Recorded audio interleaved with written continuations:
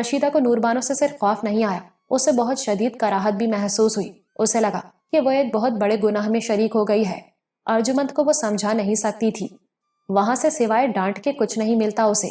پھر وہ ضرورت مند تھی اور اس کی ضرورت بہت بڑی تھی، ورنہ وہ اسی وقت وہاں سے رخصت ہو جاتی۔ ایک لمحے کو تو اس کا دل یہی چاہا، مگر پھر اس نے سوچا کہ یہاں اتنا وقت وہ جو لگا چکی ہے وہ ضائع ہوگا، اور اب محض 3 مہینوں ہی کی تو بات ہے، اور جو کچھ ہو رہا ہے اس میں اس کا کیا قصور؟ یہ تو یوں ہی ہونا تھا، وہ نہ ہوتی تو اس کی جگہ کوئی اور ہوتا۔ یہ معاملہ تو نہیں رکتا، اب کم از کم وہ اپنی زمین تو واگزار کرا سکے گی۔ یہ سب کچھ اپنی جگہ، لیکن ایک عجیب بات ہوئی۔ رشیدہ کو نوربانو مکروہ لگنے لگی، لیکن ارجمند سے اسے محبت ہو گئی، بے غرض محبت۔ اگرچہ وہ اس کے لیے کر کچھ بھی نہیں سکتی تھی، مگر محبت کا کیا، وہ تو بس ہو جاتی ہے۔ عبدالحق کو کراچی واپس آئے 1 ماہ ہو چکا تھا۔ اماں کی حالت کافی بہتر ہونے پر وہ اسلام آباد واپس گیا تو اس کے ذہن میں کچھ اور ہی نقشہ تھا۔ سچ تو یہ ہے کہ وہ اماں کے صحت یاب ہونے تک ان کے پاس ہی رہنا چاہتا تھا، لیکن ملازمت کے سلسلے میں وہ اپنے سر کوئی الزام لے کر مسعود صاحب کے سامنے شرمندہ نہیں ہونا چاہتا تھا۔ ویسے بھی اسے یقین تھا کہ جس طرح چھٹی منظور کرائے بغیر وہ لاہور آیا ہے، اس کے خلاف ڈسپلنری ایکشن ضرور لیا جائے گا۔ اس کے بعد اس کے سامنے استعفے کا راستہ کھلا تھا۔ ویسے بھی منسٹر صاحب کے مخالفانہ رویے کے بعد وہ ملازمت چھوڑ دینے کو ہی بہتر سمجھتا تھا، لیکن اللہ کو کچھ اور ہی منظور تھا۔ وہ اسلام آباد پہنچا تو دوبارہ کسٹمز میں تبادلے کا لیٹر اس کا منتظر تھا۔ اس نے مسعود صاحب کو فون کیا۔ آپ نے زبردستی معاملات کو جاری رکھنے کی کوشش کی ہے چچا جان، اس نے شکایت بھرے لہجے میں کہا۔ نہیں بیٹے، تم معاملات کو زبردستی ختم کرنے کی کوشش کر رہے تھے، جو مناسب نہیں تھا، مگر یہ سب کچھ ہوا کیسے؟ کلیکٹر آف کسٹمز کا تو بس چلتا تو وہ پہلے ہی تمہارا ٹرانسفر نہ ہونے دیتے۔ میں نے بس اتنا کیا کہ انہیں صورتحال سے آگاہ کر دیا، وہ تو بے تاب ہو رہے تھے تمہیں دوبارہ پانے کے لیے۔ چلے ٹھیک ہے، تم فوراً ہی کراچی چلے جاؤ۔ جی چچا جان۔ اور کراچی پہنچ کر مسعود صاحب کی بات کی تصدیق ہو گئی۔ کلیکٹر صاحب نے اس کا ایسا پرتپاک خیر مقدم کیا جیسے وہ ان کا برسوں کا بچھڑا ہوا بھائی ہو۔ تم سوچ بھی نہیں سکتے کہ میں تمہیں کتنا مس کر رہا تھا عبدالحق، انہوں نے اسے گلے لگاتے ہوئے کہا۔ مس تو میں بھی آپ کو کرتا رہا ہوں جناب، مگر دیکھ لو میں نے تمہیں کھینچ کر بلا ہی لیا نا۔ میں شکر گزار ہوں جناب، عبدالحق نے کہا۔ کلیکٹر صاحب نے حیرت سے اسے دیکھا۔ مجھے یقین نہیں آتا۔ کیوں جناب؟ تم نے مجھے فون پر کچھ بتانے کی زحمت نہیں کی۔ میں مسعود صاحب کا شکر گزار ہوں، وہ مجھے فون نہ کرتے تو… کلیکٹر صاحب کہتے کہتے رک گئے۔ چند لمحے وہ اسے بغور دیکھتے رہے، پھر بولے، سچ بتا، اگر میں نے مداخلت نہ کی ہوتی تو تم کیا کرتے؟ میرے کچھ کرنے نہ کرنے کا انحصار تو میرے خلاف محکمے کی کارروائی پر ہوتا جناب۔ وہ تمہارے خلاف کارروائی کرتے تو تم کیا کرتے؟ میں استعفیٰ دے دیتا۔ مجھے بھی یہی یقین تھا، کلیکٹر صاحب نے کہا، پھر پوچھا، اور تم اس میں خوش رہے؟ جی ہاں جناب، دراصل میں اماں کو اس حالت میں چھوڑ کر جانا نہیں چاہتا تھا، میں تو لاہور سے ہی استعفیٰ ارسال کر دیتا، لیکن مسعود صاحب کی وجہ سے ایسا نہیں کیا۔ وہ بھی تمہیں بہت چاہتے ہیں اور میں بھی تمہیں کھونا نہیں چاہتا تھا۔ خیر یہ بتاؤ، اب تمہاری اماں کا کیا حال ہے؟ بہتر ہے، لیکن پوری طرح سنبھلنے میں بہت وقت لگے گا۔ میرے پاس تمہارے لیے ایک آفر ہے، کلیکٹر صاحب نے کچھ سوچتے ہوئے کہا۔ ہر ہفتے تم لاہور چلے جایا کرو اور منگل کو آفس آ جایا کرو، میری طرف سے پیر کی چھٹی۔ اس طرح تمہیں اپنی اماں سے دور ہونے کا احساس نہیں ہوگا، وہ بھی خوش رہیں گی۔ میرا خیال ہے کہ پلین سے آنا جانا تم افورڈ کر سکتے ہو، یہ تو مسئلہ نہیں، لیکن ہر پیر کو چھٹی… ویسے تو یہ کوئی بڑا مسئلہ نہیں، لیکن میں تمہیں جانتا ہوں کہ تم رعایت لینے والے نہیں، اس لیے تم مجھے ایک درخواست لکھ دو، میں اس کی منظوری دے دوں گا، تم پر کوئی بوجھ بھی نہیں ہوگا۔ بہت شکریہ جناب، بس تو پہلی فرصت میں یہ درخواست مجھے بھیجوا دو۔ عبدالحق اٹھ کھڑا ہوا۔ تب سے اب تک وہ 3 بار لاہور جا چکا تھا۔ وہ شکر گزار تھا کہ کلیکٹر صاحب نے اتنی بڑی رعایت اسے دی۔ یہ حقیقت تھی کہ اس طرح سے اسے بھی اور اماں کو بھی ایک دوسرے سے دور ہونے کا احساس نہیں ہوتا تھا۔ پچھلی بار جو تبادلہ ہوا تو وہ یعقوب کو یہیں چھوڑ گیا تھا، فائدہ تو ساتھ لے جانے میں ہی تھا، لیکن یعقوب کی بیوی اور اس کے بچوں کی وجہ سے اسے یہ اچھا نہیں لگا، مگر اب وہ فیصلہ اس کے لیے فائدہ مند ثابت ہوا تھا۔ گھر صاف ستھری حالت میں موجود تھا۔ عبدالحق نے اسے دیکھا تو بولا، تم موٹے ہو گئے ہو مسٹر جیکب۔ کرنے کو کچھ ڈیوٹی نہیں سر، بس بیٹھتا ہوں، کھاتا ہوں اور آرام کرتا ہوں۔ فیٹ تو ہونا ہی تھا تو خالی بیٹھنے کے بجائے کوئی کام دھندا شروع کر دیتے۔ کیسے کر سکتا ہوں سر، اس کے جواب نے عبدالحق کو حیران کر دیا۔ کیوں بھائی؟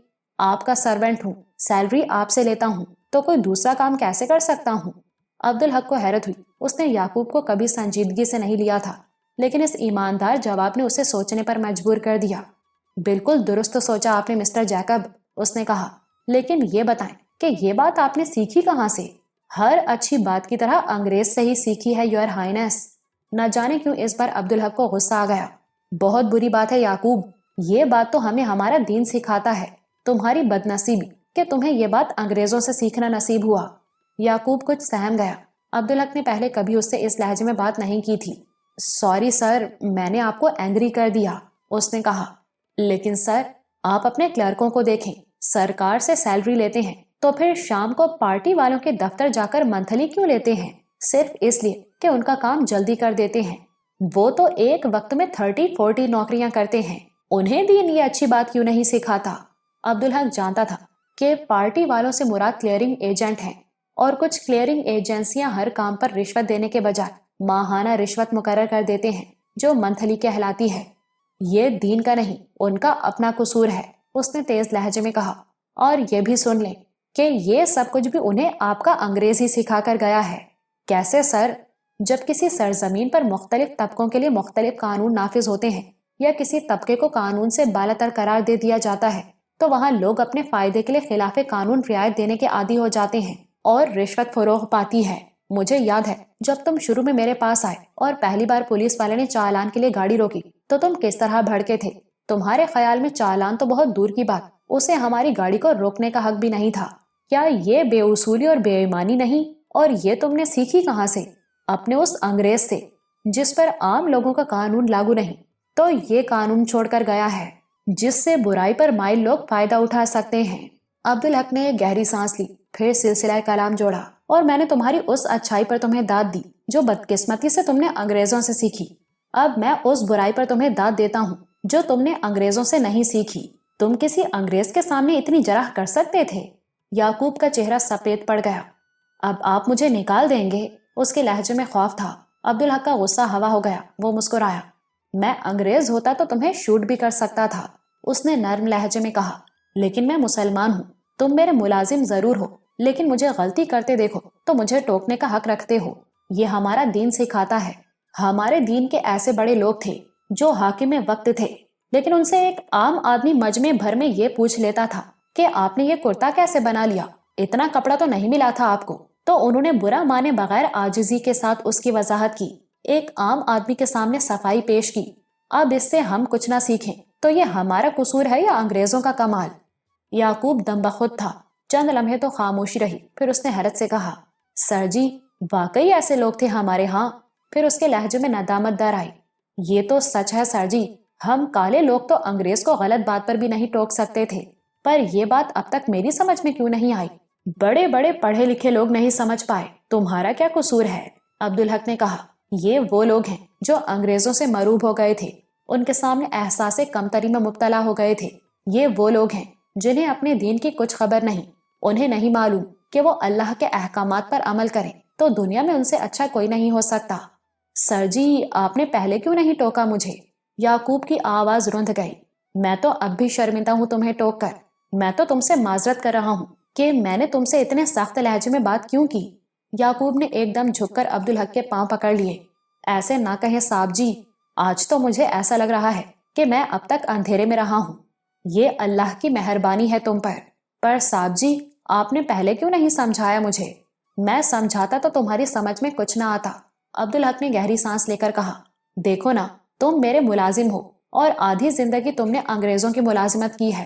ان سے تم نے یہ سیکھا کہ جو وہ کہیں مان لو، خواہ غلط ہو، اس میں تمہارا فائدہ ہے۔ تم مجھ سے بحث نہ کرتے لیکن میری بات کو دل سے قبول بھی نہ کرتے تو فائدے کے بجائے نقصان ہی ہوتا تمہیں۔ تو سر جی، اب مجھے بتائیں، دین کیا ہے؟ اللہ کو ماننا، اس کے ہر حکم پر عمل کرنا اور اسے جاننا۔ ماں نے بچپن میں کلمہ سکھایا تھا سر جی، مجھے تو بس وہی آتا ہے۔ وہی تو بنیاد ہے، عبدالحق نے کہا، لیکن پڑھنے سے کچھ نہیں ہوتا۔ یوں تو طوطا بھی کلمہ رٹ لیتا ہے، مطلب بھی معلوم ہے اس کا؟ نہیں سر جی، یعقوب نے شرمندگی سے کہا اور سر جھکا لیا۔ اچھا تو کلمہ سناؤ مجھے۔ یعقوب نے کلمہ طیبہ اور کلمہ شہادت سنا دیا۔ یہ جو دوسرا کلمہ سنایا ہے نا تم نے، یہ کلمہ شہادت ہے، اور شہادت کا مطلب ہے گواہی۔ یعقوب بہت غور سے اس کی بات سن رہا تھا۔ اب سوچو، گواہی دیکھے اور جانے بغیر تو نہیں دی جا سکتی۔ آدمی کو معلوم تو ہو کہ وہ کس بات کی گواہی دے رہا ہے۔ جھوٹی گواہی تو دنیا میں بھی جرم ہے اور اللہ کے ہاں بھی۔ یعقوب کے جسم میں واضح طور پر تھر تھراہٹ نظر آئی۔ تو غور سے سنو، اب میں تمہیں کلمہ شہادت کا مطلب بتا رہا ہوں۔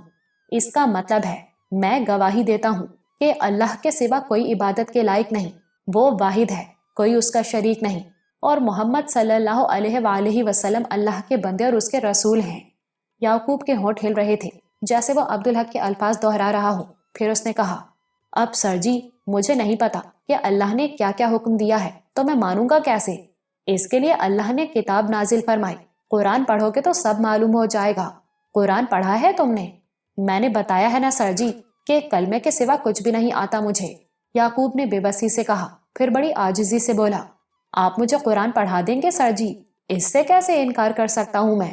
تم نے کہا تو یہ فرض ہو گیا مجھ پر۔ کل صبح سے انشاءاللہ اس پر عمل کریں گے۔ ٹھیک ہے سر جی، تو اب میرے کھانے کی فکر کرو مسٹر جیکب۔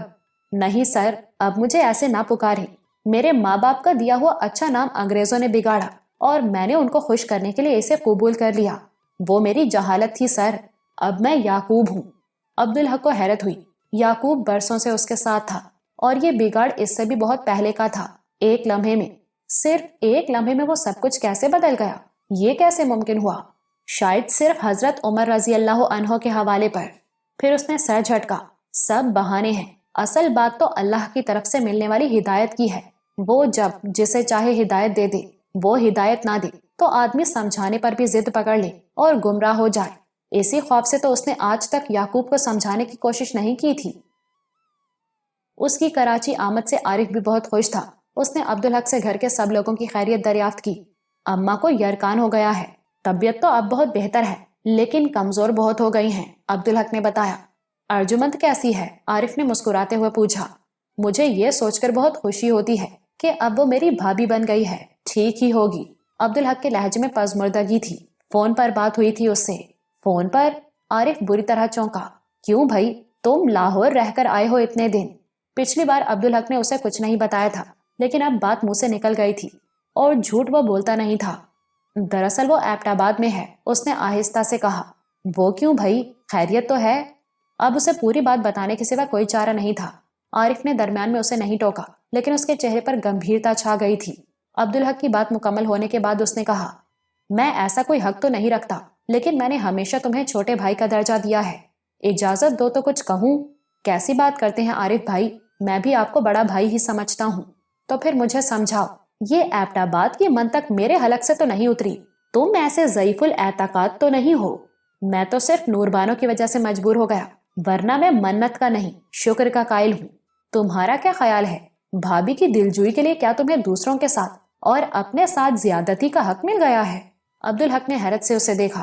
میں سمجھا نہیں عارف بھائی۔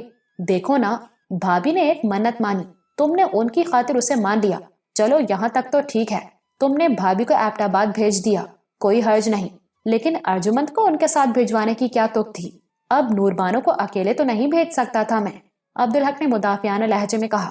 تم تو ایسے کہہ رہے ہو جیسے تم نے بھابھی کی دو سراہٹ کے لیے ارجمند کو ساتھ کر دیا، لیکن میں دعوے سے کہہ سکتا ہوں کہ یہ بھابھی کی فرمائش ہوگی۔ تمہیں یہ خیال ہرگز نہیں آیا ہوگا، تم نے تو بس بھابھی کی بات مان لی۔ آپ درست کہہ رہے ہیں، لیکن اس میں حرج ہی کیا ہے؟ بچوں کی سی بات کرتے ہو۔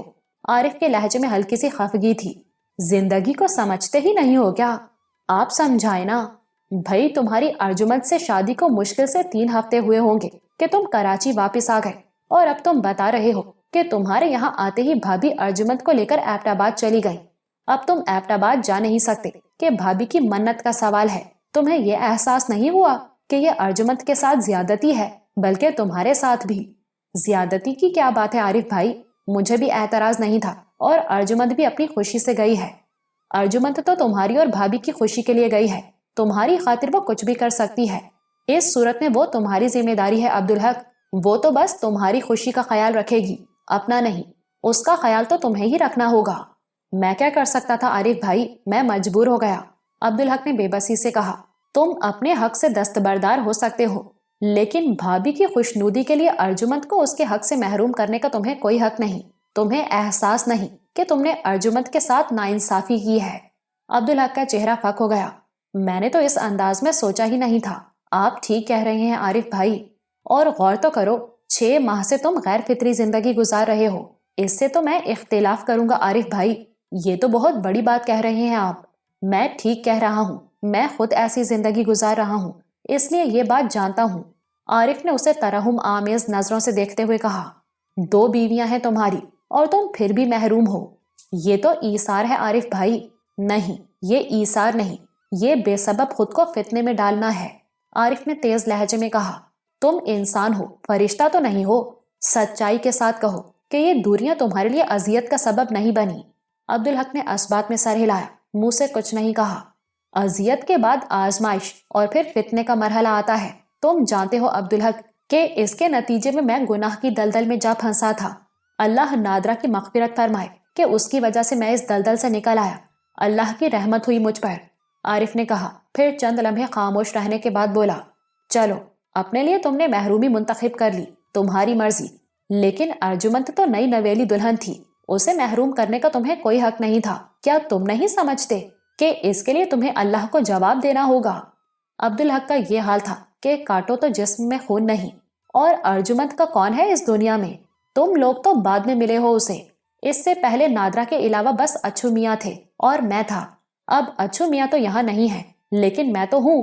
تم نہیں سمجھ سکتے، وہ میرے لیے بہن بھی ہے اور بیٹی بھی. میں اسے اپنی ذمہ داری سمجھتا ہوں. تم اس کے ساتھ زیادتی کرو گے تو میں تم سے ضرور باز پرس کروں گا.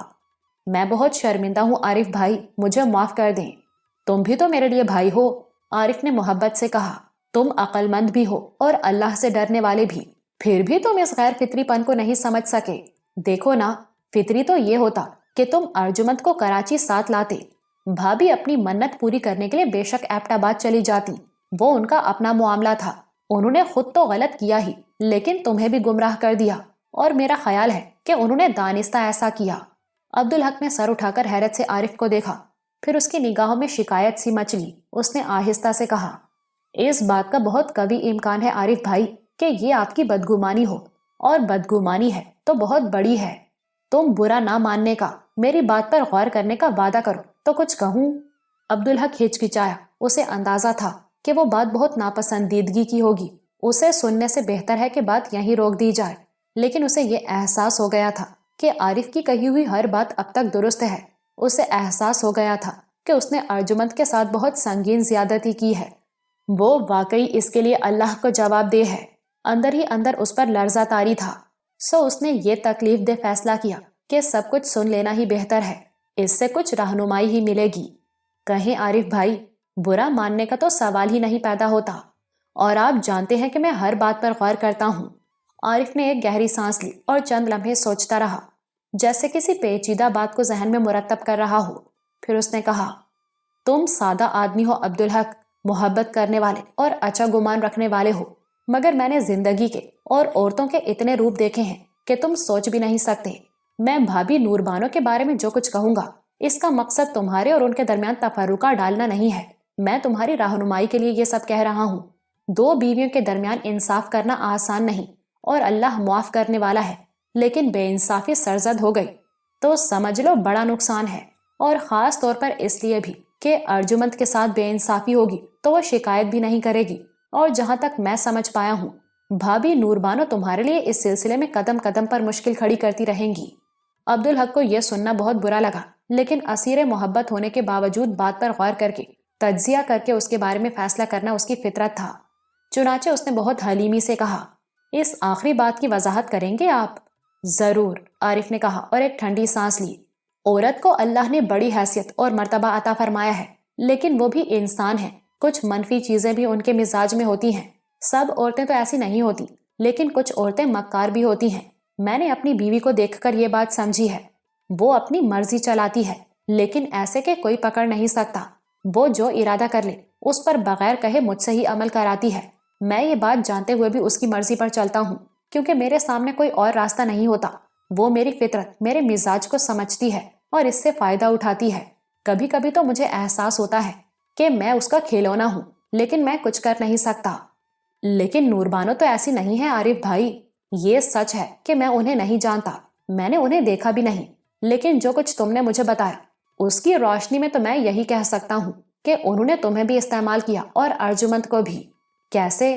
دیکھو نا، یہ بہت بڑی خوشخبری ہے کہ وہ ماں بننے والی ہیں، اس کے لیے انہوں نے تم سے دور رہنے کی منت مانی۔ یہ بات تو میری سمجھ میں آتی ہے، لیکن وہ ارجمند کو اپنے ساتھ لے گئیں، یہ بات عجیب سی ہے۔ انہیں تو ارجمند کو تمہارے ساتھ بھیج دینا چاہیے تھا تاکہ تمہیں گھر کا آرام میسر رہے، تمہیں احساس تنہائی نہ ہو۔ آپ کے خیال میں نور بانو نے ایسا کیوں کیا؟ اس پر تو تمہیں غور کرنا چاہیے۔ مجھے تو یہ بات اہم نہیں لگی، آپ مجھے بتائیے کہ آپ کیا سمجھتے ہیں، پھر میں اس پر غور کروں گا۔ میں تو حیران ہوں کہ تمہیں یہ بات غیر اہم لگی۔ بہرحال میرے خیال میں تو بات بالکل واضح ہے، بھابھی نے یہ خطرہ مول نہیں لیا کہ وہ 9 ماہ تم سے دور رہیں اور ارجمند تمہارے ساتھ رہے، اس ڈر سے کہ تمہارا جھکاؤ اس کی طرف زیادہ نہ ہو جائے، اس خوف سے کہ کہیں تم ان سے دور نہ ہو جاؤ۔ مجھے اس سے اختلاف ہے عارف بھائی، نور بانو جانتی ہے کہ میں اس کے سوا کسی سے محبت نہیں کر سکتا۔ اس یقین کے باوجود شک کرنا اور شوہر کو کھونے سے ڈرنا عورت کی فطرت ہوتی ہے۔ عارف بھائی، میں تو دوسری شادی کبھی نہیں کرتا، نور بانو نے مجبور کر دیا، اور کچھ مجھے اماں کا بھی خیال تھا، مگر آپ خود سوچیں، یہی سب کچھ کرنا ہوتا تو نور بانو ارجمند سے خود میری شادی کیوں کراتی، اور وہ نہ کراتی تو یہ شادی ہو ہی نہیں سکتی تھی۔ تم سادہ آدمی ہو، عارف نے مسکراتے ہوئے کہا، خود کو بھابھی کی جگہ رکھ کر سوچو تو بات سمجھ میں آنے میں ذرا دیر بھی نہیں لگے گی۔ عبدالحق نے چند لمحے غور کرنے کے بعد بے بسی سے کہا، میری تو سمجھ میں نہیں آتا عارف بھائی، اور تم سے بہتر اس بات کو کوئی سمجھ نہیں سکتا، کیونکہ تم بھابھی کو جانتے ہو، میں نہیں جانتا، لیکن کوشش کر سکتا ہوں، مگر تمہاری مدد کے بغیر میں کچھ نہیں کر سکوں گا۔ میں حاضر ہوں، میرے سوالوں کے بے لاگ جواب دینے ہوں گے۔ آپ جانتے ہیں، جانتا ہوں کہ جھوٹ تم نہیں بولتے، عارف نے اس کی بات کاٹ دی، لیکن محبت میں آدمی کے لیے غیر جانبداری بہت مشکل ہو جاتی ہے۔ الحمدللہ مجھ پر اللہ کا کرم ہے، اس سے ڈرتا ہوں نا تو ہمیشہ حق بات کہنے کی کوشش کرتا ہوں۔ انسان ہوں، غلطی تو ہو جاتی ہے، لیکن دانستہ بے انصافی نہیں کر سکتا۔ تو ٹھیک ہے، یہ بتاؤ، بھابھی کی فطرت میں حسد ہے، خاص طور پر تمہارے معاملے میں؟ جی ہاں، بہت زیادہ ہے، عبدالحق نے بے جھجک کہا، قابضانہ فطرت بھی ہے، تمہیں کسی کے ساتھ بھی شیئر نہیں کرنا چاہتی ہوں گی۔ عبدالحق کی آنکھوں میں شیرخوار ساجد کی صورت پھر گئی۔ جی ہاں، وہ ایسی ہی ہے۔ تو پھر وہ تمہاری دوسری شادی کیسے گوارا کر سکتی تھی؟ اس پر یہ کہ انہوں نے خود تمہاری دوسری شادی کرائی، چلو کرا بھی دی تو کسی معمولی سی لڑکی سے کراتی جو ان سے کمتر ہوتی، مگر انہوں نے تو ارجمند سے تمہاری شادی کرائی جو غیر معمولی طور پر حسین ہے۔ یہ بات تو میری سمجھ میں بھی نہیں آئی۔ ایک بات اور بتاؤ، تم اپنی اماں کے تو بہت فرما بردار ہوگے۔ الحمدللہ، وہ تو میں ہوں، اور اماں کو پوتے کی آرزو بھی ہوگی، بہت زیادہ ہے، تو انہوں نے کبھی تم سے دوسری شادی کے لیے نہیں کہا؟ اصرار نہیں کیا، کبھی حکم نہیں دیا، عبدالحق نے کہا۔ دراصل وہ نور بانو سے بہت محبت کرتی ہیں، بیٹی کی طرح چاہتی ہیں اسے، اگر وہ حکم دیتی تو تم انکار کر سکتے تھے؟ یہ کیسے ممکن ہے عارف بھائی؟ اور یہ بات بھابھی کو بھی معلوم ہے۔ ہاں، ایک بار بات ہوئی تھی اس سے، عبدالحق نے گہری سانس لے کر کہا۔ ان دنوں اماں پیروں فقیروں اور درگاہوں کے چکر کاٹ رہی تھی پوتے کے لیے، نور بانو اس بات سے بہت چڑھتی تھی، ایک بار ان سے الجھی بھی، مجھ سے بھی شکایت کی تو میں نے یہ بات کہہ دی کہ اماں کی طلب تو فطری ہے، اور وہ مجھے دوسری شادی کا حکم دے تو میں چاہتے ہوئے بھی ان کا حکم نہیں ٹال سکتا، تو اس سے بہتر ہے کہ ان کا لائے ہوا پڑھا ہوا پانی پی لیا کرو۔ پھر کیا ہوا؟ پھر میرا ٹرانسفر ہو گیا، ہم کراچی آ گئے، اور نور بانو کو پیروں فقیروں کی عنایات سے نجات مل گئی۔ حیرت ہے، ایک طرف تو اولاد کی طلب ہونے کے باوجود بھابھی کو پیروں فقیروں سے چڑ تھی، اور دوسری طرف انہوں نے اولاد کے لیے اتنی سخت اور احمقانہ منت مان لی۔ عارف نے خود کلامی کے انداز میں کہا، اور میں حیران ہوں عبدالحق کہ اتنا کچھ جاننے کے بعد بھی تم یہ بات نہیں سمجھ سکے کہ بھابھی نے ارجمند سے تمہاری شادی کیوں کرائی۔ آپ سمجھا دینا۔ ہاں، اب میں سمجھا سکتا ہوں، عارف معنی خیز انداز میں مسکرایا۔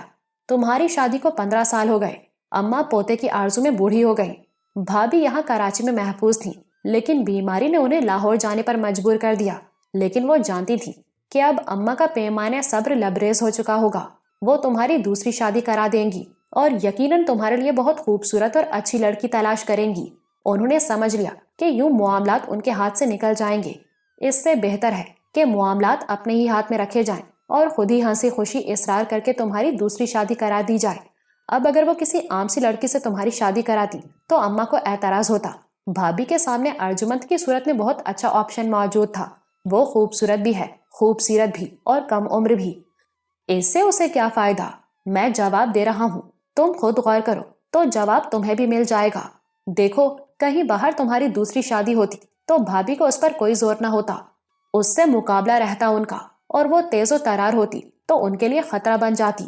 ارجمند کی بات اور تھی، وہ ان کی فرما بردار تھی اور اب بھی ہے، اس سے انہیں کوئی خطرہ نہیں، اور یہ بات ثابت بھی ہو گئی۔ ارجمند کی جگہ کوئی اور ہوتی تو وہ بھابھی کے ساتھ ایبٹ آباد چلی جاتی بھلا؟ کبھی نہیں جاتی۔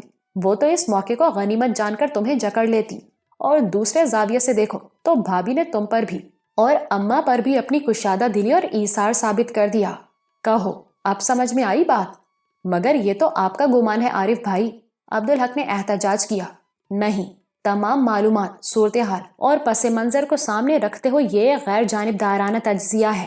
تم تو خود تجزیہ کرنے والے ہو عبدالحق، خود غور کر کے دیکھو۔ عبدالحق کو ماننا پڑا کہ عارف کی بات سچی ہے۔ میرا خیال ہے آپ ٹھیک کہہ رہے ہیں عارف بھائی۔ صرف یہ کہنے سے کام نہیں چلے گا عبدالحق، عارف نے کہا۔ تمہاری ذمہ داری اس وجہ سے اور بڑھ گئی ہے کہ ارجمند شکایت کرنے والی نہیں ہے، وہ منہ سے کچھ مانگے گی بھی نہیں۔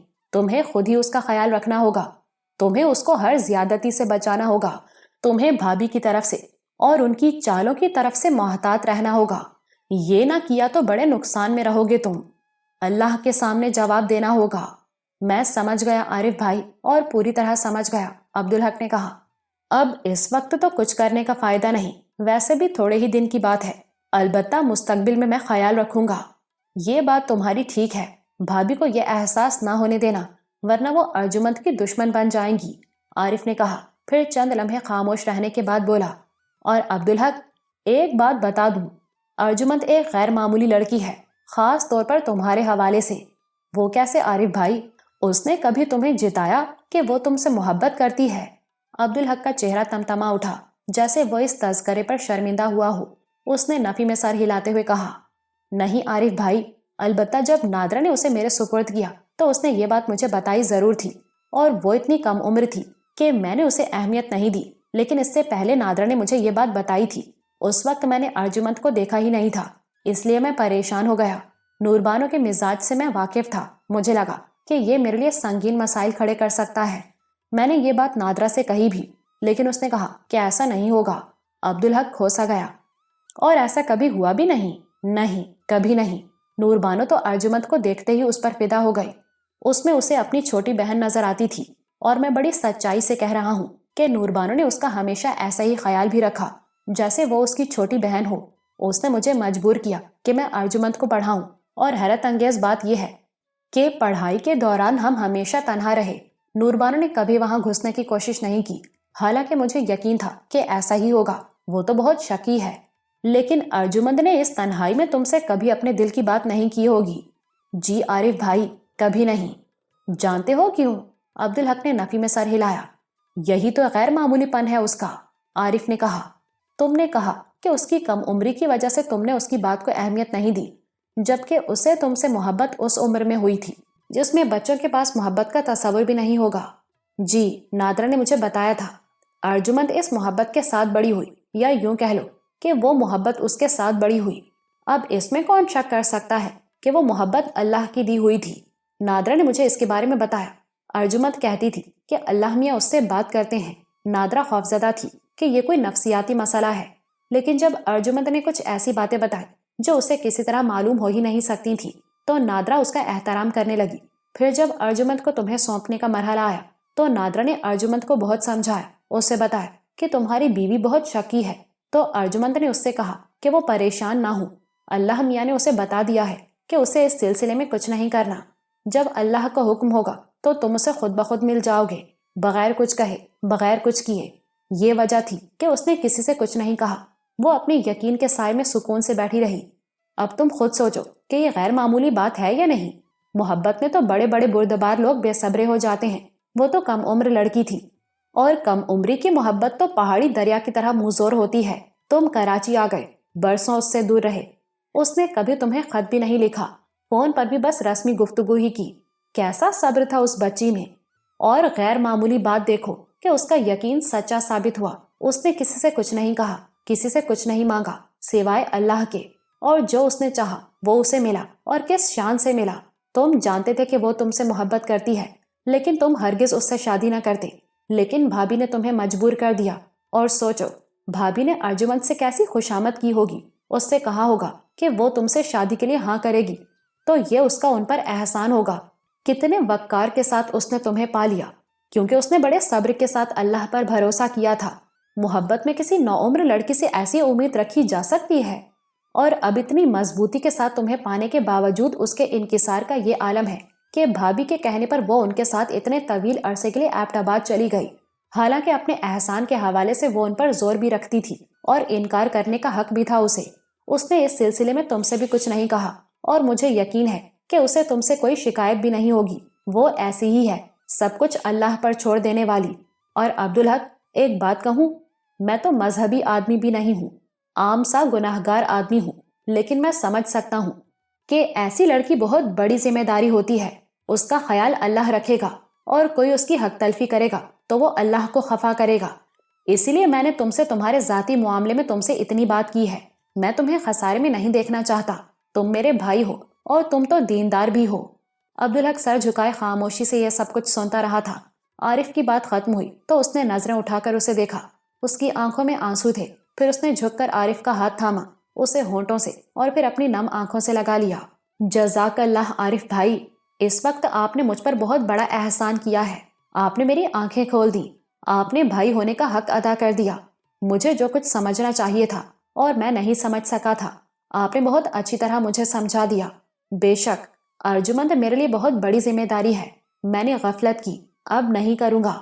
میں سمجھ گیا کہ مجھے ہر طرح سے ارجمند کا خیال رکھنا ہوگا، ورنہ میں بڑے خسارے میں پڑ جاؤں گا۔ اب انشاءاللہ کوتاہی نہیں ہوگی عارف بھائی۔ عارف نے بڑی محبت سے اسے دیکھا۔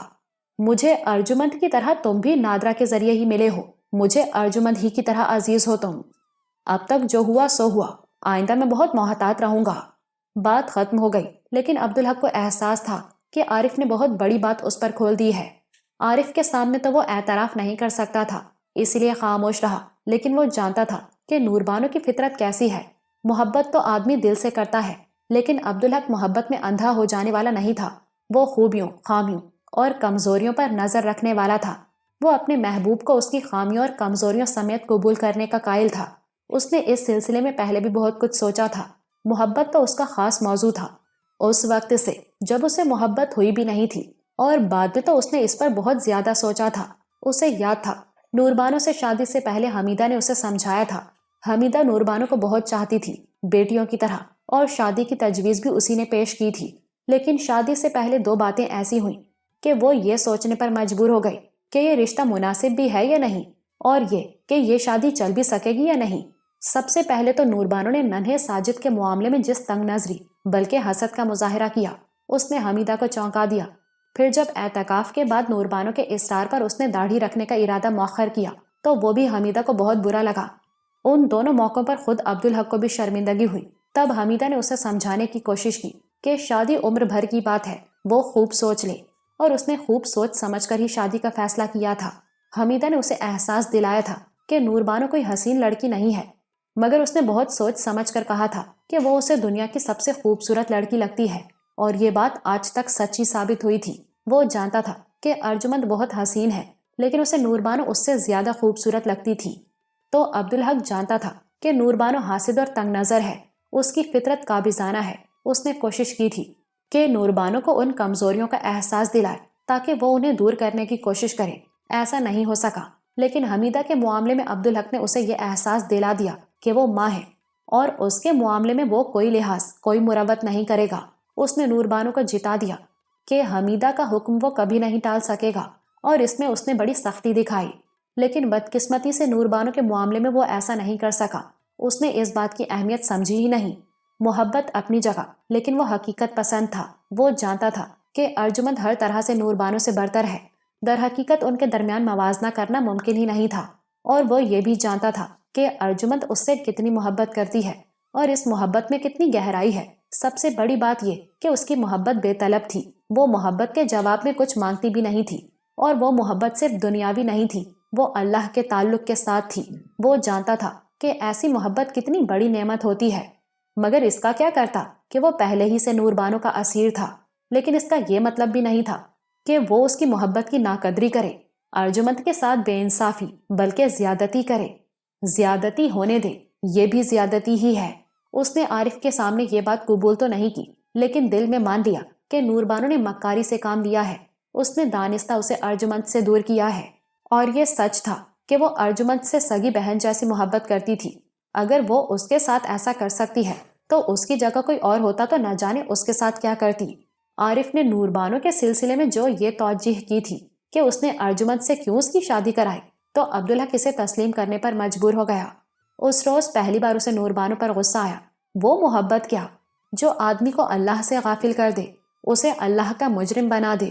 وہ یہ یاد کرنا بھی نہیں چاہتا تھا کہ اس محبت نے ابتدا میں تو اسے نماز اور قرآن سے بھی دور کر دیا تھا، مگر اسے یہ یاد تھا کہ ارجمند کی آمد نے دوبارہ اسے اللہ کی راہ پر لگایا تھا۔ اس نے فیصلہ کر لیا کہ بڑے خسارے سے بچنے کے لیے اسے بہت محتاط رہنا ہوگا۔ شدید بیماری بھی حمیدہ کی اس خواہش کو کمزور نہیں کر سکی تھی کہ عبدالحق کے ہاں اولاد ہو تو اس کی نگاہوں کے سامنے ہو۔ یہ تو اس کا بہت بڑا مان تھا، اس سے وہ دستبردار ہونا نہیں چاہتی تھی۔ اس نے حساب لگایا، ابھی 2 ماہ باقی تھے۔ یہ بھی اچھی بات تھی کہ صفیہ بیگم اس کے ساتھ ہی آئی تھی، وہ اب بھی ان کے ساتھ ایبٹ آباد جا سکتی تھی۔ اکیلے پن کی کوئی بات ہی نہیں تھی۔ حق نگر سے آتے ہی وہ بیمار پڑ گئی تھی۔ اب اس بات کو 1.5 ماہ ہو چکا تھا۔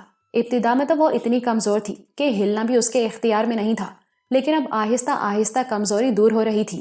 حکیم صاحب کا تو کہنا تھا کہ کم از کم 4 ماہ اسے آرام کرنا چاہیے، لیکن طبیبوں کا کیا ہے، وہ تو بات کا بتنگڑ بنا دیتے ہیں۔ اسپتال کے ڈاکٹر نے تو کہا تھا کہ 6 ماہ تک وہ بستر سے اترنے کا خیال بھی دل میں نہ لائے، بلکہ اس کے چہرے کے تاثر سے تو اندازہ ہوتا تھا کہ وہ دل ہی دل میں اس کے لیے فاتحہ پڑھ رہا ہے۔ یہ سوچتے ہوئے وہ مسکرا دی۔ اب وہ ڈاکٹر اسے دیکھے تو شاید مایوس ہو کہ اس کے اندازے کے برعکس وہ صرف 1.5 مہینے میں اس حد تک سنبھل گئی ہے کہ خود سے اٹھ کر بیٹھ جاتی ہے۔ اس میں عبدالحق کا بھی بڑا دخل تھا۔ دفتر جانے کے 1 ہفتے بعد ہی وہ خلاف توقع آ گیا تھا۔ وہ تو اسے دیکھ کر کھل گئی تھی۔ میں تو سمجھی تھی کہ اب تیرا آنا مشکل ہے پتر، اس نے کہا تھا۔ میرا تبادلہ پھر کراچی ہو گیا ہے اماں۔ لے، اسلام آباد تو پھر قریب تھا، کراچی تو بہت دور ہے، وہ بولی۔ فاصلوں سے کچھ نہیں ہوتا اماں، اللہ کی عطا کی ہوئی آسانی سب سے بڑی نعمت ہے، عبدالحق نے کہا تھا۔ میری کچھ شرطیں مان لوگی تو میں ہر ہفتے یہاں آؤں گا اور اتوار تک تمہارے ساتھ رہوں گا۔ ماں سے شرطیں لگاتا ہے، اس نے ملامت بھرے لہجے میں کہا۔ مجبوری ہے اماں، اب دیکھو نا، اتنی دور سے ہر ہفتے آنا اور 1 دن بعد واپس جانا کوئی آسان تو نہیں۔ حمیدہ نے سوچا، بات تو سچی ہے، اس نے کہا۔ بول، کیا شرط ہے تیری؟ اس کے لیے تو میں ہر شرط مان لوں گی۔ حکیم صاحب کی ہر بات ماننی ہوگی، پرہیز کرنا ہوگا، مکمل آرام کرنا ہوگا۔ یہ سب کچھ تو میں کرتی ہوں، پر اب میری طبیعت بہتر ہے اور حکیم جی کی سمجھ میں یہ بات نہیں آتی۔ حکیم وہ ہیں اماں، تم نہیں ہو۔ ٹھیک ہے، پھر تو ہر ہفتے آئے گا نا؟ جھوٹا وعدہ میں نہیں کرتا اماں، پر یہاں خالہ کو جج بنا کر چھوڑ جاؤں گا، عبدالحق نے صفیہ کی طرف اشارہ کرتے ہوئے کہا۔ آؤں گا تو ان سے پوچھوں گا کہ تم نے کوئی گڑبڑ تو نہیں کی ہوگی تو فوراً واپس چلا جاؤں گا، اور اگلے ہفتے بھی تو ہر ہفتے آئے، اس کے لیے تو میں کچھ بھی کر سکتی ہوں پتر۔ حمیدہ نے اس کی بات کاٹ دی اور عبدالحق نے اپنا وعدہ نبھایا۔ وہ ہفتے کی ساپہر آ جاتا تھا اور اتوار کی رات واپس جاتا تھا، بلکہ کبھی تو پیر کی صبح واپس جاتا۔ تو کتنا تھک جاتا ہوگا پتر، دوسری بار وہ آیا تو حمیدہ نے اس سے کہا۔ اتنا لمبا سفر ہے، عبدالحق ہنسنے لگا۔ ہوائی جہاز میں نہ تو سفر لمبا ہوتا ہے اماں اور نہ ہی تھکن ہوتی ہے، بس 3 گھنٹے لگتے ہیں۔ یہ کیسے ہو سکتا ہے؟ اڑ کر جاتے ہیں نا اماں۔ حمیدہ کو یقین نہیں آیا۔ تم جلدی سے اچھی ہو جاؤ تو تمہیں بھی اپنے ساتھ اڑا کر لے جاؤں گا اماں، پھر خود دیکھ لینا۔ اور عبدالحق جب بھی آتا صفیہ کے لیے خاص طور پر کچھ نہ کچھ لے کر آتا۔ حمیدہ کو اس سے یہ بات کہنے کی ضرورت نہیں پڑی۔ صفیہ دل میں تو خوش ہوتی، لیکن زبان سے کہتی، تم اتنا تکلف کیوں کرتے ہو بیٹے؟ واہ، بیٹا بھی کہتی ہیں اور محبت کو تکلف بھی کہتی ہیں، عبدالحق نے کہا۔ جیسے اماں ہیں ویسے ہی آپ ہیں میرے لیے۔ صفیہ کی آنکھیں بھیگ گئیں۔ یہ دیکھ کر عبدالحق نے بات کو مزاحیہ رخ دے دیا۔ اور یہ تو آپ کی فیس ہے خالہ، آپ اماں کی جاسوسی کرتی ہیں نا میرے لیے۔ اور آنکھوں میں آنسو ہونے کے باوجود صفیہ مسکرا دی۔ عبدالحق کے باقاعدگی سے آنے سے حمیدہ کو بہت فائدہ ہوا۔ تقویت تو اپنی جگہ تھی، وہ آتا تو اس کا خاص طور پر خیال رکھتا، اس کے سارے کام خود کرتا، دوا پلاتا، پھر بیٹھ کر اس سے باتیں کرتا، تمام وقت وہ اس کے ساتھ ہی گزارتا۔ شاید اسی لیے وہ اتنی تیزی سے سنبھلی تھی، وہ آتا تو جیسے اس کی طاقت بڑھ جاتی۔ دن گن گن کر وہ ہفتے کا انتظار کرتی۔ اب ذرا طبیعت سنبھلی تو حمیدہ کو پھر ایبٹ آباد یاد آ گیا۔ اب تو مجھے لگتا ہے آپا کہ میں سفر کر سکتی ہوں، اس روز اس نے صفیہ سے کہا۔ یہ تو حکیم صاحب سے پوچھنا ہوگا، صفیہ نے کہا۔ اپنی طاقت کا مجھے پتا ہوگا یا حکیم صاحب کو؟ حمیدہ نے چڑھ کر کہا۔ ضرورت سے جاتی ہو تو رابعہ سہارا دیتی ہے تمہیں، باتیں ایبٹ آباد جانے کی کر رہی ہو۔ یہ تو عبدالحق کی زبردستی ہے، اللہ رابعہ کو خوش رکھے، مگر مجھے تو اپنا آپ بوجھ لگنے لگا ہے اس پر۔ خدا کا شکر ادا کرو باجی، صفیہ نے کہا۔ اتنے دن اٹھنے کے قابل نہیں تھی تو بستر پر ہی سب کچھ کرتی تھی نا مجبوری میں، اور رابعہ تو بڑی جانثار ہے، اللہ بہت اجر دے گا اسے۔ تو آج میں بغیر سہارے کے خود ہی جا کر دیکھتی ہوں، سچ کہتی ہوں مجھے نہیں لگتا کہ اب مجھے سہارے کی ضرورت ہے۔ نہیں باجی، یہ سب تم عبدالحق کے سامنے ہی کرنا، ورنہ وہ پوچھے گا تو جھوٹ تو نہیں بولوں گی میں، اور پھر وہ ہر ہفتے آنا چھوڑ دے گا۔ حمیدہ کو یہ بات ماننی پڑی، وہ عبدالحق کی آمد کا انتظار کرنے لگی۔ عبدالحق آیا تو اس نے یہ بات اس سے کی۔ عبدالحق نے صاف انکار کر دیا۔ پہلے میں حکیم صاحب سے پوچھوں گا، اس نے کہا۔ حمیدہ کو جلال آ گیا۔ ماں ہوں تیری، کیا تیرے حکم پر چلوں گی؟ نہیں اماں، کیوں گناہ گار کرتی ہو مجھے؟ مگر ابھی اتنی طاقت نہیں ہے تم میں، دیکھنے سے نظر آتا ہے۔ یہ تو ایبٹ آباد جانے کے چکر میں ہے، صفیہ نے بھید کھول دیا۔ عبدالحق پریشان ہو گیا۔ ایبٹ آباد کو بھول جاؤ اماں، بہت لمبا سفر ہے۔ حمیدہ مسکرائی۔ تو کیا ہوا، ہم اڑ کر چلے جائیں گے ہوائی جہاز میں۔ وہاں ہوائی جہاز نہیں جا سکتا اماں، بیوقوف بنا رہا ہے مجھے۔ حمیدہ نے اس پر آنکھیں نکالی۔ نہیں اماں، یہ سچ ہے۔ مری یاد ہے نا اماں؟ حمیدہ نے اس بات میں سر ہلایا۔ یہ ایبٹ آباد بھی ویسا ہی پہاڑی مقام ہے، وہاں جہاز سے نہیں جایا جا سکتا۔ ٹھیک ہے، پر میں اٹھ کر یہ تو دیکھ لوں کہ میں سہارے کے بغیر چل بھی سکتی ہوں یا نہیں۔ عبدالحق مجبور ہو گیا۔ ٹھیک ہے اماں، کوشش کر لو، اس وقت تو میں بھی موجود ہوں نا۔ اس روز حمیدہ پہلی بار خود اٹھ کر کھڑی ہوئی، اب تک وہ سہارے سے اٹھتی رہی تھی۔ اب اپنی ٹانگوں پر زور دیا تو ایک لمحے کے بعد اسے محسوس ہوا کہ اس کی ٹانگوں میں ابھی دم نہیں ہے۔ پھر بھی اس نے جیسے تیسے ایک قدم اٹھا لیا، مگر دوسرا قدم اٹھاتے ہی اسے چکر آ گئے اور وہ بری طرح ڈگمگا گئی۔ عبدالحق چوکنا تھا، اس نے تیزی سے اسے سنبھالا اور گود میں اٹھا کر اسے بستر پر لیٹا دیا۔ دیکھا اماں، حکیم صاحب غلط تو نہیں کہتے، عبدالحق نے کہا۔ حمیدہ سے بولا نہیں گیا، اس کی سانس بے ترتیب ہو گئی تھی۔ اس کے چہرے پر یاس دیکھ کر عبدالحق تڑپ گیا۔ وقت لگے گا اماں، پریشانی کی کوئی بات نہیں، اس نے انہیں دلاسا دیا۔ طاقت آئے گی تو پہلے تھوڑا تھوڑا کر کے چلو گی، حکیم صاحب کا اندازہ درست ہے اماں۔ ٹھیک ہے، حمیدہ نے مرے مرے لہجے میں کہا۔ تو ایک مہربانی کر دے، نور بانو کو یہاں لے آ۔ اب یہ اس کے لیے بھی ممکن نہیں رہا اماں، عبدالحق نے کہا۔ پر تو نے اسے جانے ہی کیوں دیا پتر؟ حمیدہ کے لہجے میں شکایت تھی۔ عبدالحق چند لمحے سوچتا رہا، پھر بولا۔ بس غلطی ہو گئی اماں۔ حمیدہ سرد آہ بھر کے رہ گئی۔ صبر کے سوا کوئی چارہ نہیں تھا، اللہ کی مرضی۔ نور بانو ارجمند کی باتوں پر غور کرتی رہی تھی۔ سچ یہ ہے کہ ارجمند نے اس کی آنکھیں کھول دی تھیں، اپنی تمام غلطیاں اسے نظر آ گئی تھیں۔ اسے احساس ہوتا تھا کہ اس نے بڑے ظلم کیے ہیں، کسی کو بھی نہیں چھوڑا اس نے۔ ان سب لوگوں کو اس نے تکلیف پہنچائی جو اس سے محبت کرتے تھے، حمیدہ، عبدالحق، ارجمند اور ساجد۔ سب سے بڑی بات یہ کہ اس نے اپنی جان پر بڑا ظلم کیا تھا۔ دوسروں کے ساتھ جو کچھ ہوا وہ اسی کا نتیجہ تھا۔ وہ نماز کی پابند تھی، باقاعدگی سے قرآن پڑھنے والی تھی، اور مکمل نہ سہی اس نے حدیث کی تعلیم بھی حاصل کی تھی، مگر عبدالحق پر قابض ہونے کے اور اپنے حسد اور احساس کمتری کے چکر میں اس نے سب کچھ چھوڑ دیا تھا۔ غضب خدا کا، میں نے تو اللہ کو بھی چھوڑ دیا، سوچتے ہوئے وہ بلند آواز میں بڑبڑائی۔ پھر اس نے گھبرا کر ادھر ادھر دیکھا، لیکن کمرے میں کوئی بھی نہیں تھا۔ اسے سب کچھ یاد آیا، نہ صرف یاد آیا بلکہ اسے دکھائی دیا۔ وہ گزرے ہوئے لمحے کو دیکھ سکتی تھی۔ اللہ نے کتنے کرم کیے اس پر، کیسے کیسے نوازا اسے۔ دہلی میں اسے موت سے بھی بچایا اور بے عزتی سے بھی۔ بے یار و مددگار ہونے کے باوجود اسے پناہ دی، عزت دی، مقام دیا۔ وہ ہندو سمجھ کر عبدالحق کو حقیر سمجھتی تھی۔ پھر اس نے دیکھا کہ اللہ نے عبدالحق کو کتنی بلندی عطا فرمائی۔ اللہ نے ہی اس کی دلی خواہش پوری کرنے کا اہتمام فرمایا، ورنہ عبدالحق کے ساتھ اس کا کیا جوڑ تھا، نہ ظاہری طور پر نہ باطنی طور پر، مگر عبدالحق کے دل میں اللہ نے اس کی محبت ڈال دی تھی، اللہ نے انہیں ملا دیا۔ اللہ نے تو اپنی رحمت سے عبدالحق اسے پکا پکا دے دیا تھا، مگر خود اس کے اندر بڑی کھوٹ تھی۔ احساس کمتری اس کا سب سے بڑا دشمن تھا۔ اس کی وجہ سے کیسی کیسی خرابیاں پیدا ہوئیں اس میں، حسد، بدگمانی، احسان فراموشی، تنگ نظری، سب اس احساس کمتری کے ہی تحفے تھے۔ مگر اب وہ سمجھ سکتی تھی کہ بنیادی خرابی اس کا ناشکرا پن تھا۔ وہ شکر گزار ہوتی تو کوئی فساد نہ ہوتا، احساس کمتری بھی نہ ہوتا، بلکہ خود اعتمادی ملتی اسے۔ کیا اسے نہیں معلوم تھا کہ سب کچھ اللہ ہی دیتا ہے، اور وہ جب چاہتا ہے جو چیز چاہے واپس لے لیتا ہے، بندہ اس میں کچھ نہیں کر سکتا۔ تو آدمی ڈرے تو بس اللہ سے ڈرے، اور کچھ چاہے تو بس اللہ سے مانگے۔ اس نے یاد کرنے کی کوشش کی کہ وہ کب اللہ سے، قرآن سے، نماز سے دور ہوئی، اور اسے یاد آیا تو اس پر تھر تھری چڑھ گئی۔ وہ رمضان المبارک کا آخری عشرہ تھا، اور اس کے فوراً بعد اس کی عبدالحق سے شادی ہونا تھی۔ وہیں سے اس کی تباہی کا آغاز ہوا تھا۔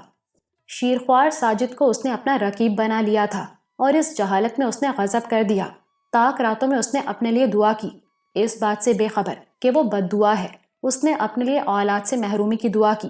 اسے یہ بھی خیال نہیں آیا کہ یہ محرومی عبدالحق کی بھی ہوگی، اور کم از کم اس کی محرومی کے لیے دعا کرنے کا تو اسے کوئی حق نہیں۔ یہ سوچتے ہوئے وہ پھر کانپ گئی۔ یہ تو بہت بڑا جرم تھا، اس پر اللہ کبھی معاف نہیں کرے گا۔ پہلے عبدالحق سے معافی مانگنی ہوگی، اور یہ سننے کے بعد معاف کرنا تو دور کی بات، شاید عبدالحق کبھی اس کی صورت دیکھنا بھی گوارا نہ کرے۔ اس وقت اس نے سوچا کیا تھا؟ یہ کہ اس کے اور عبدالحق کے درمیان کوئی کبھی حائل نہ ہو۔ اس نے نہیں سمجھا کہ اولاد میاں بیوی کے درمیان حائل نہیں، شامل ہوتی ہے۔ وہ تو ان کے تعلق کو، رشتے کو، ان کی محبت کو مضبوط کرتی ہے۔ وہ تو یہ بھی نہیں سمجھی کہ اولاد کے بغیر عورت اس درخت کی طرح ہوتی ہے جو پھل سے بھی محروم ہو اور پھول سے بھی، اور اس کی چھاؤں بھی نہ ہو۔ اولاد تو عورت کی تکمیل کرتی ہے۔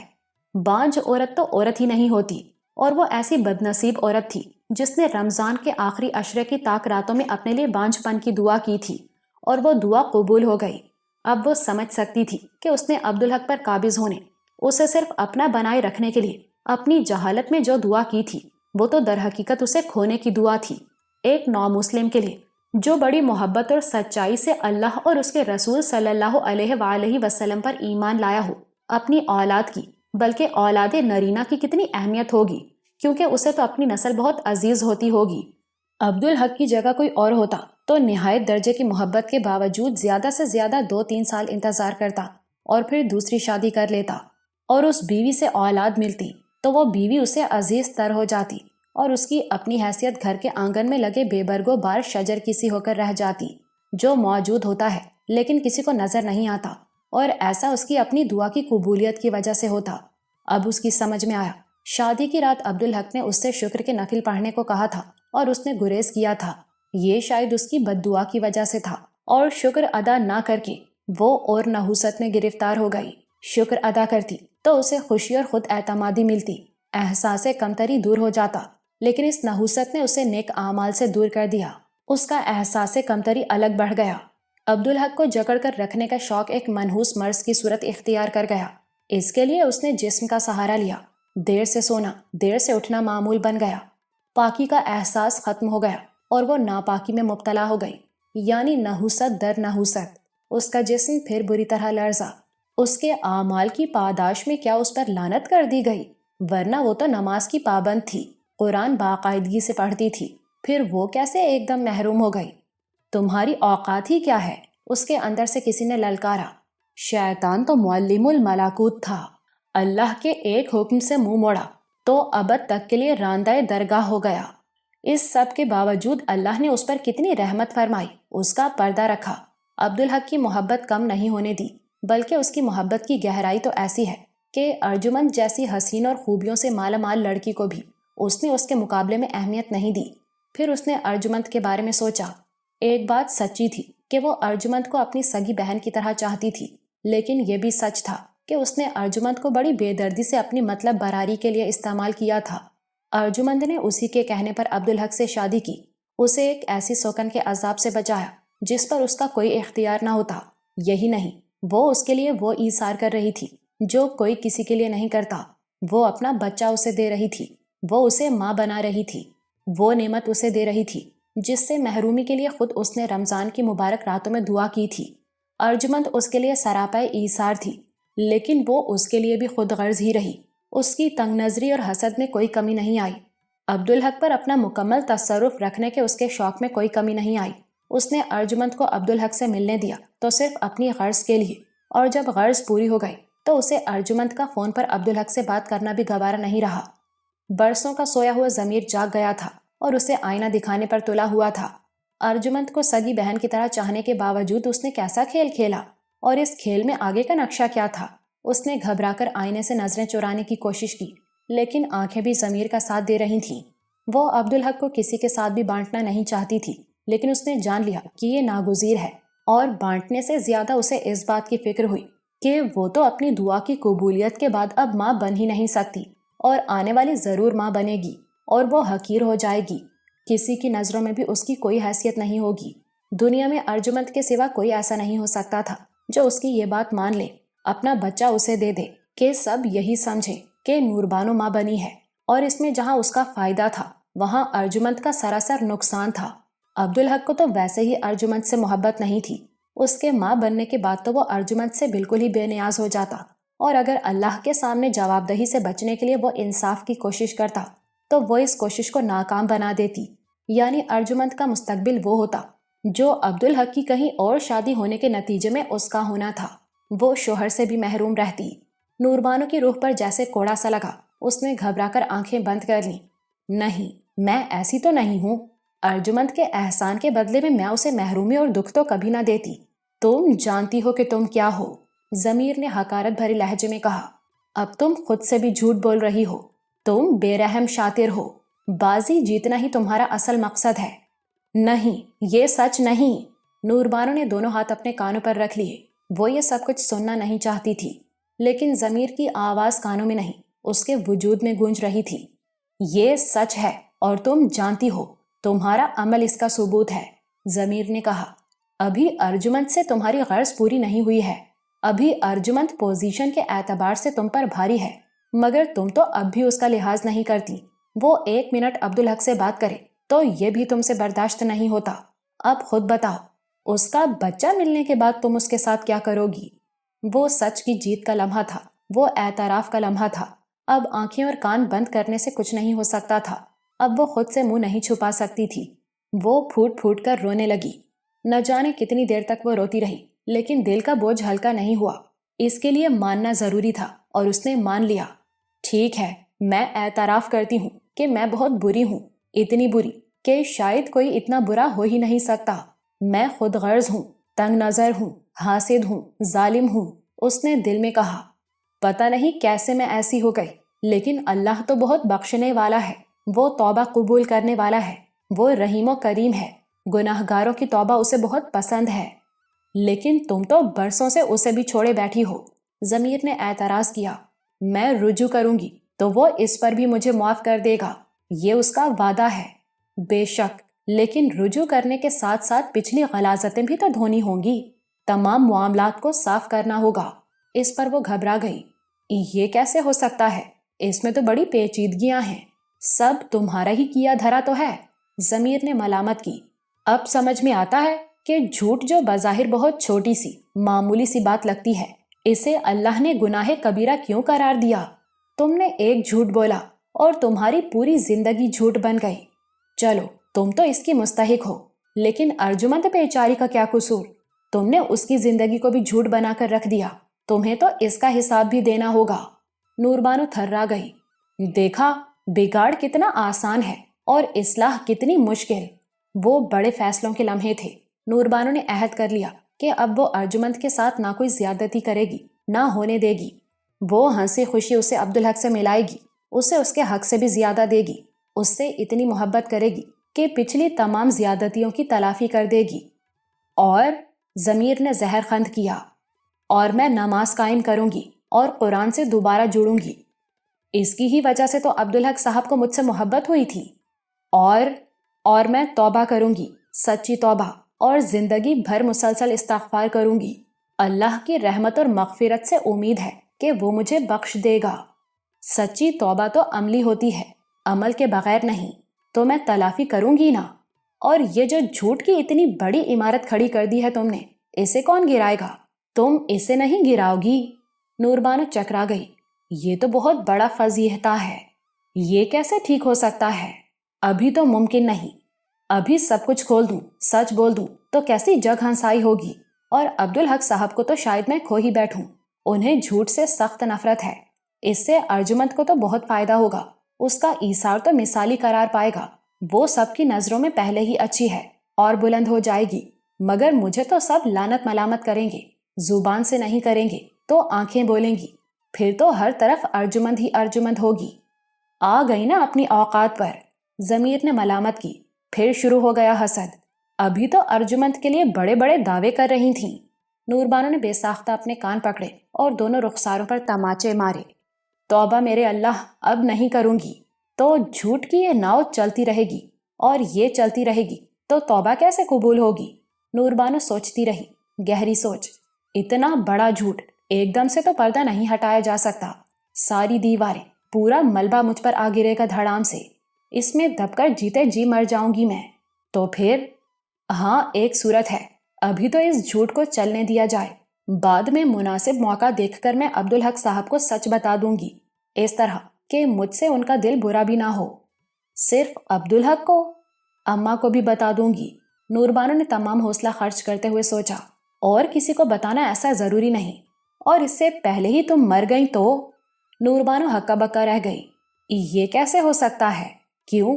اللہ نے کوئی وعدہ کر رکھا ہے تم سے؟ تمہیں بتا دیا ہے کہ کب مرنا ہے تمہیں؟ زندگی کا تو ایک پل کا بھی بھروسہ نہیں، تب تو یہ سب لا حاصل ہو جائے گا۔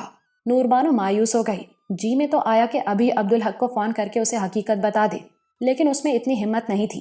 اس نے سوچا یہ کام تو بعد میں ہی کیا جا سکتا ہے، تاہم اس نے تلافی کی طرف قدم بڑھا دیا۔ اس نے وضو کیا۔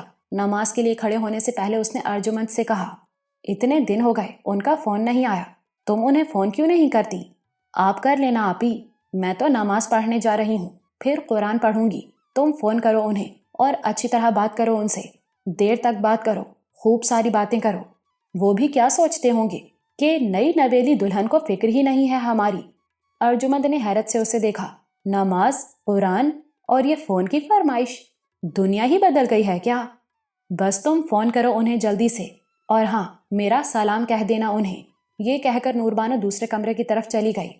ارجمند نے فون کی طرف ہاتھ بڑھایا۔ نور بانو کے شب و روز بدل گئے۔ نماز، قرآن، توبہ اور استغفار۔ اس کے دل میں موت کا خوف بیٹھ گیا تھا۔ زندگی کا تو واقعی کوئی بھروسہ نہیں، اور وہ تو ویسے ہی ایک موذی درد کا شکار ہے۔ اسے یہ خیال بھی ہوا کہ اسے آپریشن سے بچنا ہوگا۔ نہ جانے کیوں اسے لگتا تھا کہ آپریشن کا انجام اس کی موت ہی ہوگا۔ درد ہر تیسرے چوتھے دن ہوتا تھا، مگر شدید نہیں، اور دوا سے اسے آرام آ جاتا تھا۔ لیکن نور بانو اس بات سے ڈرتی تھی کہ دوا سے درد کم نہ ہوا تو اسپتال جانا پڑے گا، اور وہاں ڈاکٹر آپریشن پر تلا بیٹھا ہے۔ اس نے ایک دن رشیدہ سے کہا، یہاں پرائیویٹ ڈاکٹر بھی تو ہوں گے؟ بہت ہیں، بڑے بڑے ڈاکٹر ہیں، ضرورت کے وقت گھر پر بھی آتے ہیں مریض کو دیکھنے۔ جی ہاں، بس فیس زیادہ لیتے ہیں۔ اس کی کوئی بات نہیں۔ دیکھ رشیدہ، میں اب اسپتال نہیں جانا چاہتی، ضرورت پڑنے پر ڈاکٹر یہاں آ جائے تو بہتر ہے۔ میں اس مرض کے خاص ڈاکٹر کے بارے میں معلوم کرتی ہوں، رشیدہ نے کہا۔ پھر ایک بار آپ اپنے ایکس رے اور رپورٹس لے کر اس کے مطب چلیے گا، اس کے بعد ضرورت پڑنے پر اسے گھر بلا لیں گے۔ خدا نہ خواستہ تو کہہ دیا کر، نور بانو نے اسے جھڑک دیا۔ عبدالحق عارف کی باتوں پر بعد میں بھی غور کرتا رہا، لیکن ان سوچوں کے دوران بھی وہ بنیادی طور پر نور بانو سے محبت کرنے والا شوہر ہی رہتا تھا۔ البتہ ارجمند کے معاملے میں وہ اللہ کے سامنے جواب دہی سے بھی خوفزدہ تھا۔ غور کرنے کے لیے وہ خود کو ماضی میں لے گیا۔ نور بانو نے لاہور پہنچتے ہی اماں سے اس کی اور ارجمند کی شادی کی بات کی تھی، اور اس کے بعد اس سے اس کی شادی کی فرمائش کی تھی۔ پھر شادی کے ہر مرحلے میں وہ پیش رہی تھی۔ اس کے خلوص سے کوئی انکار نہیں کر سکتا تھا۔ اس معاملے میں سبھی اس کی محبت و خلوص کے معترف تھے۔ وہ تو مثال بن گئی تھی۔ عبدالحق کو اپنی سہاگ رات یاد تھی، جو کچھ چاہتا تھا اور نور بانو نے نہیں کیا تھا، لیکن ارجمند نے اپنی سہاگ رات میں اس سے بڑھ کر کیا۔ اس کا اسے فجر سے پہلے غسل کے لیے اصرار کے ساتھ جگانا یاد تھا۔ اس کے سخت لہجے کے باوجود اس نے اسے جگایا تھا اور کہا تھا کہ نہیں جاگا تو وہ نماز کے خسارے میں پڑ جائے گا اور یہ اسے گوارا نہیں۔ اور اگلی رات نوربانو کی تھی۔ اس صبح جو نوربانو نے کہا وہ بھی اسے یاد تھا۔ وہ صبح غسل کے لیے اٹھا اور نماز کے لیے گیا۔ نوربانو کی نیند اچٹی ہوگی۔ اس نے اسے موجود نہ پایا تو شک میں مبتلا ہوئی۔ اس کا خیال تھا کہ وہ اور ارجمند ساتھ ہوں گے۔ وہ ان دونوں کو ڈھونڈتی پھری۔ گیسٹ روم کے بارے میں اسے یقین ہو گیا کہ وہاں اسے وہ دونوں یکجا نظر آئیں گے، لیکن وہاں اسے ارجمند نماز پڑھتی ملی اور پھر وہ خود بھی مسجد سے واپس آ گیا۔ نوربانو کیسی کھسیائی تھی۔ یہ نوربانو کی فطرت تھی۔ شادی اس نے خود کرائی تھی۔ ارجمند کو وہ بہنوں کی طرح چاہتی تھی، لیکن اس کے معاملے میں نوربانو کے حسد سے ارجمند بھی محفوظ نہیں تھی۔ یعنی عارف بھائی نے غلط نہیں کہا تھا۔ ارجمند کو اپنے ساتھ ایبٹ آباد نوربانو دانستہ لے کر گئی تھی۔ مقصد ان دونوں کو ملنے سے روکنا تھا۔ مگر پھر عبدالحق کو ایک ایسی بات یاد آئی جو نوربانو کے حق میں جاتی تھی۔ ارجمند سے اس کی شادی کے بامشکل 2 ہفتے بعد ڈاکٹر صاحب کا انتقال ہوا تھا۔ وہ سب لوگ گاؤں گئے تھے۔ وہاں اماں نے تو رکنے کا فیصلہ کر لیا کہ صفیہ خالہ کو عدت کے دوران وہ اکیلا نہیں چھوڑنا چاہتی تھی۔ نوربانو نے بھی 1 ہفتے وہاں رکنے کا فیصلہ کیا، زرینہ کی خاطر۔ عبدالحق نے کہا کہ پھر وہ اور ارجمند بھی رک جاتے ہیں، مگر نوربانو نے منع کر دیا۔ اس نے کہا تھا کہ یہ ارجمند کے ساتھ زیادتی ہوگی جو نئی نویلی دلہن ہے، اس لیے وہ ارجمند کو لے کر لاہور چلا جائے۔ وہ 1 ہفتے بعد آئے گی۔ یہ تو نوربانو کے خلوص کا ثبوت ہے، عبدالحق نے سوچا۔ ارجمند سے وہ سچ مچ بہت محبت کرتی ہے۔ 1 ہفتے کے لیے تو دل بڑا کر لیا۔ اس کے اندر تردیدی سوچ ابھری اور ارجمند پر 9 مہینے کی محرومی تھوپ دی۔ اس کا اس کے پاس کوئی جواب نہیں تھا، اور اس دوری کے دوران میں بھی کچھ باتیں تھیں جو ذہن میں کھٹکتی تھیں۔ فون پر جب بھی گفتگو ہوئی تھی تو نوربانو سے طویل ہی ہوئی تھی، لیکن ارجمند سے بات کم ہی ہوتی تھی۔ کبھی اس نے پوچھا بھی تو نوربانو نے یا تو یہ بتایا کہ وہ مصروف ہے یا وہ بازار گئی ہوئی ہے، اور کبھی ارجمند سے بات ہوئی تو بہت مختصر۔ اسے یاد نہیں آتا تھا کہ کبھی ارجمند سے 1 منٹ بھی اس کی بات ہوئی ہو۔ 1 بار فون ریسیو ہی ارجمند نے کیا، لیکن مختصر سی بات کر کے نوربانو کی طرف بڑھا دیا، یعنی نوربانو وہیں موجود تھی۔ ارجمند نے اس کے انداز میں ناپسندیدگی دیکھی ہوگی اور ریسیور اس کی طرف بڑھا دیا ہوگا۔ اور آخری بار تو فون ہی ارجمند نے کیا تھا، مگر مختصر سی بات کر کے ریسیور نوربانو کو دے دیا تھا۔ بس 1 بار ارجمند نے اس سے تفصیلی بات کی تھی، صرف 1 بار، اور اس موقع پر نوربانو گھر میں موجود نہیں تھی۔ ارجمند نے کہا تھا کہ وہ چیک اپ کے لیے اسپتال گئی ہوئی ہے۔ وہ واحد موقع تھا جب ارجمند نے اس سے کھل کر بات کی تھی اور طویل بات کی تھی۔ یہ بھی اس بات کا ثبوت تھا کہ نوربانو ہی فون پر گفتگو میں بھی رکاوٹ تھی۔ عبدالحق کو نوربانو پر شدید غصہ آیا۔ اس نے خود ارجمند سے اس کی شادی کرائی، اسے آزمائش میں پھنسایا اور خود ہی اس کے لیے مشکل کھڑی کر رہی ہے۔ جواب دہی تو اسے کرنی ہوگی اللہ کے سامنے۔ غصہ اتنا بڑھا کہ اس نے فیصلہ کر لیا کہ اب نوربانو کو فون نہیں کرے گا۔ اتنا وقت گزر چکا تھا اور اب اتنے تھوڑے دن رہ گئے تھے، ورنہ وہ جا کر ارجمند کو اپنے ساتھ لے آتا۔ اب ایسے میں نوربانو کو کوئی ٹھیس پہنچانا عقل مندی نہ ہوتی۔ ایک بات اس نے ضرور سوچی کہ کچھ بھی ہو، اللہ نے نوربانو کو اس کے ایثار کے صلے میں بہت نوازا۔ کیسی عجیب کہانیوں سی بات ہے کہ نوربانو نے اولاد کی خاطر اسے خوش کرنے کے لیے ارجمند سے اس کی شادی کرائی، اور صرف 15 دن بعد اللہ نے اسے ہی اولاد کی خوشخبری عطا کر دی۔ وہ واقعی فون نہ کرتا، مگر ایبٹ آباد سے ہی فون آ گیا، اور وہ بھی ارجمند کا۔